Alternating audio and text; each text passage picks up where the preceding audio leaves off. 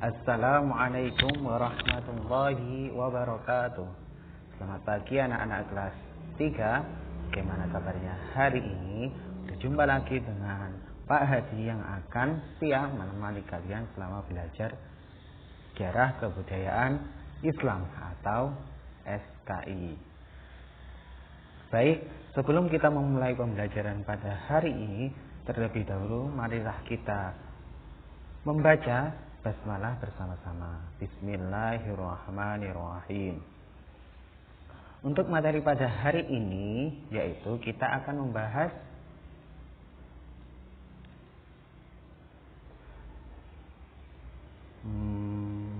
masa dewasa Nabi Muhammad SAW. Silakan kalian buka LKS kalian, yaitu halaman 72. Halaman 72, masa dewasa Nabi Muhammad. Kali ini kita akan membahas peristiwa Nabi Muhammad atau masa dewasa Nabi Muhammad, yaitu hanya 3 saja, yaitu tentang berdagang ke negeri Syam, yaitu Nabi Muhammad selama berdagang ke negeri Syam. Nanti kita akan membahas bagaimana itu. Yang kedua, menikah dengan Khadijah.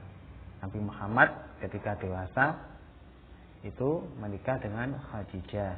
Dan yang ketiga, kita akan membahas tentang peletakan Hajar Aswad yang dilakukan oleh Nabi Muhammad. Baik, kita mulai. Yang pertama,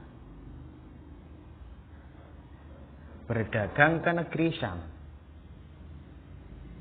Silakan sambil kalian simak LKS-nya ya. Nanti ini sebagai tambahan Pak Adi jelaskan.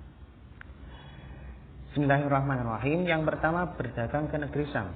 Sebelumnya paman Nabi Muhammad lah Abu Thalib yang mengajarkan beliau berdagang. Jadi Nabi Muhammad itu yang mengajarkan berdagang itu diajar oleh pamannya. Bagaimana cara berdagang itu diajar oleh pamannya.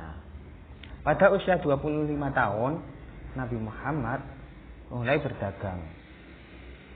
Nabi Muhammad mulai berdagang itu pada usia 25 tahun. Umumnya dagang yang dilakukan sampai ke luar negeri seperti Syam, Yaman, Persia, Habsyi, dan Mesir.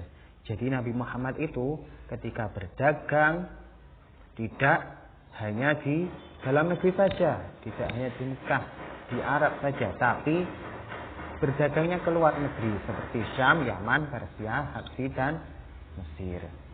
Beliau mendapat kepercayaan Khadijah sebagai agen perantara dagangannya. Khadijah mengutus budaknya yang bernama Maisarah untuk menemani Nabi Muhammad selama berdagang. Selama berdagang Nabi Muhammad tidak sendiri, namun didampingi oleh Maisarah, yaitu budaknya. Tahu budak? Budak itu adalah hamba sahaya atau, tapi kalau sekarang itu tidak ada budak lagi karena sudah dimerdekakan. Karena budak itu tugasnya hanya disuruh-suruh oleh rajanya atau ratunya, hanya disuruh saja. Sekarang tidak ada budak lagi. Beliau mendapat kepercayaan kepada Khadijah, jadi sudah sebagai perantara dagangannya. Perdagangan tersebut memperoleh keuntungan besar. Dalam perniagaan mereka bertemu dengan pendeta bernama Bukhairah yang meramalkan kenabian Nabi Muhammad dan meminta Maisarah menjaganya dari orang Yahudi. Jadi di samping Maisarah itu menjaga atau mendampingi selama berdagangnya Nabi Muhammad, ada yang meramalkan, seorang pendeta itu meramalkan bahwa Maisarah untuk meminta agar menjaga Nabi Muhammad dari orang-orang Yahudi yang akan yang akan mengganggunya. Baik, lanjut.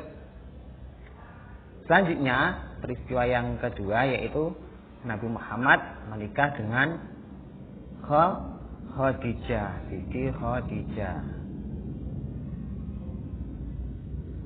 Maisarah mengabarkan kepada Khadijah mengenai pembawaan Rasulullah yang lembut sifat-sifatnya yang beliau yang mulia. Nabi Muhammad itu mempunyai sifat yang lembut, yang mulia, ketajaman berpikirnya tajam, cerdas, perkataannya yang jujur, tidak pernah bohong, dan amanah. Kemudian timbul kecintaan Khadijah terhadap Nabi Muhammad. Karena dengan sifat-sifatnya, pembawaannya Rasulullah, Khadijah itu mulai tertarik dengan Nabi Muhammad. Khadijah mengutarakan perasaannya kepada sahabatnya Nafisah binti Munia. Kemudian disampaikan kepada Nabi Muhammad dan keluarganya. Setelah itu, setelah kedua pihak telah sepakat, akhirnya Khadijah menikah dengan Nabi Muhammad pada usia 25 tahun Nabi Muhammad itu. Sedangkan Khadijah itu usianya 40 tahun. Jadi beda antara sekitar 20 tahunan. Nabi Muhammad memberikan mahar sebanyak 20 ekor unta merah. Banyak maharnya. Dari keduanya lahirlah 6 anak.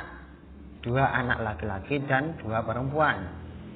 2 anak laki-laki tersebut adalah Qasim dan Abdullah. Namun mereka meninggal di usia kanak-kanak.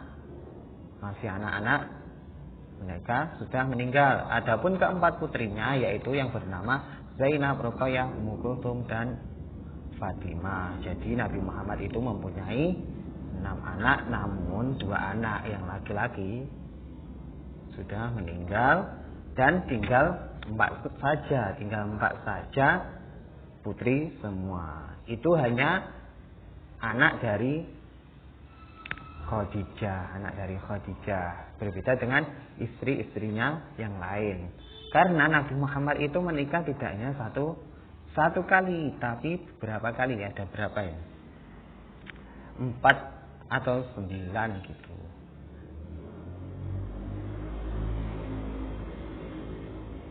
Selanjutnya, peletakan Hajar Aswad. Pada saat Nabi Muhammad berusia 35 tahun, terjadi bencana banjir di Makkah, sehingga membuat dinding-dinding Ka'bah itu rapuh. Kemudian masing-masing kabilah, tahu kabilah itu apa? Kabilah itu suku atau bangsa, kaum yang berasal dari satu ayah. Masing-masing kabilah untuk memperbaiki bersama. Ketika peletakan Hajar Aswad di tempatnya semula, yakni di sudut timur, timbullah perselisihan antara semua kabilah yang seharusnya berhak meletakkan batu di tempatnya. Jadi sebelum meletakkan Hajar Aswad, ketika mau meletakkan Hajar Aswad itu batu, Hajar Aswad itu batu hitam, itu terjadi perselisihan. Mau diletakkan di mana itu terjadi perselisihan. Terus Abu Umayyah bin Al-Mughirah dari Bani Makhzum adalah orang yang tertua di antara mereka, sehingga dihormati dan dipatuhi. Serahkanlah putusan kalian di tangan orang pertama yang masuk pintu Shafa ini. Jadi yang diserahkan untuk meletakkan Hajar Aswad itu adalah orang yang pertama masuk pada pintu Shafa. Pintu Shafa itu ada di Mekah. Ketika melihat Muhammad, Nabi Muhammad itu adalah orang pertama yang memasuki tempat mereka. Lalu mereka berseru, "Ini Al-Amin, kami dapat menerima keputusannya." Kenapa kok Al-Amin? Karena ini jujur. Nabi Muhammad itu sifatnya tadi apa? Jujur. Melihat orang yang pertama masuk itu Nabi Muhammad, lalu langsung diperintahkan untuk meletakkan Hajar Aswad itu. Lalu mereka menceritakan peristiwa itu kepadanya. Beliau berkata, "Kemarikan sehelai kain." Setelah kain dibawakan, dihamparkan dan diambilnya batu itu, lalu diletakkan dengan tangannya sendiri. Kemudian katanya, hendaknya setiap ketua kabilah memegang ujung kain ini. Jadi biar adil, mereka meletakkan di samping meletakkan batu itu, lalu dihelaikan atau dihamparkan kainnya biar adil mereka sama-sama meletakkan Hajar Aswad itu. Namun yang berhak meletakkan atau yang berhak menentukan di mana tempatnya itu Nabi Muhammad. Baik, dari sini untuk pembelajaran pada hari ini Pak Hadi akhiri. Untuk selanjutnya tugas kalian silahkan kerjakan evaluasi bab halaman 74 sampai 75 Romawi 74 saja ya. 74 Romawi A dan B saja. Baik, seperti biasa langsung kerjakan di LKS, lalu kemudian foto tugas kalian dan kirim ke Google Classroom atau ke WA Pak Hadi. Baik, untuk pembelajaran pada hari ini Pak Hadi akhiri, kurang lebihnya mohon maaf. Akhirul kalam, wassalamualaikum warahmatullahi wabarakatuh. Tetap semangat.